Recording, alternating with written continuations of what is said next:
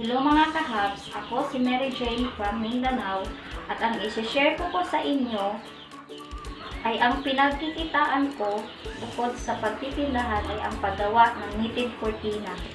Ito po ang mga kailangan nating materyales. Gunting, karayom, masinulid, yarn, stapler, at ang klaseng colored plain mantle. At ito yung tela na gawin natin cortina. Ito po yung plain mantle. Magkupit tayo dito para matupit natin to.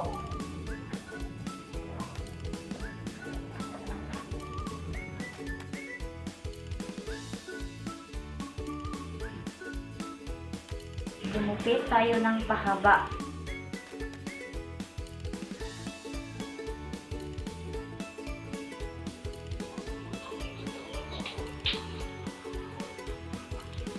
Depende kung gaano kalaki yung gagawin mo. Tupiin lang natin siya ng pa-triangle. Yan. Tapos, ibaba. Tapos nito, pag ganito na din. Ganyan. Hanggang sa matapos siya. Guntingan lang natin ng konti para malak natin to.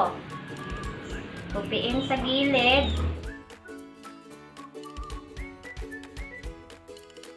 At sa kabila. Lock natin. Ayan. Lock. Ganyanin natin para may hangin. Ayan.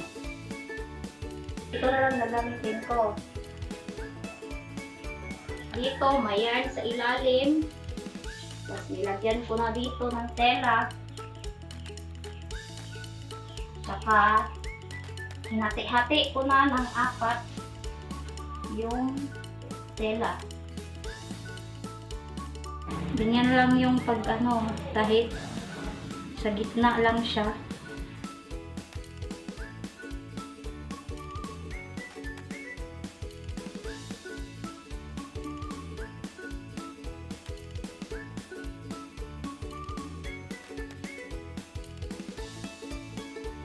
Gitna.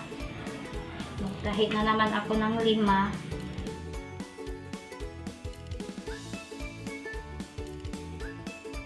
Tatlo.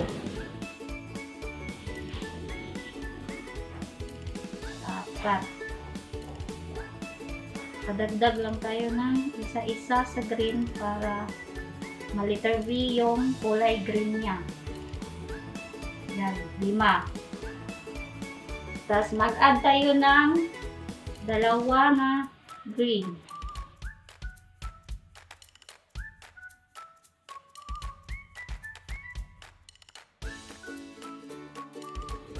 Ganyan lang yung pagtahi. At dahil 5 dito sa last, naka-add ako ng isa, color green, para ganito yung style niya. Kasi 2 kulay lang yung nilagay ko.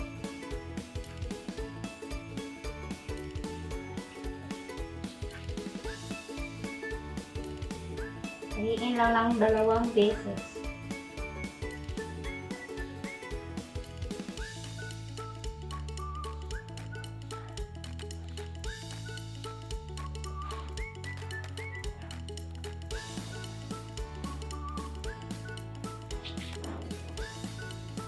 Yan. Ganyan lang.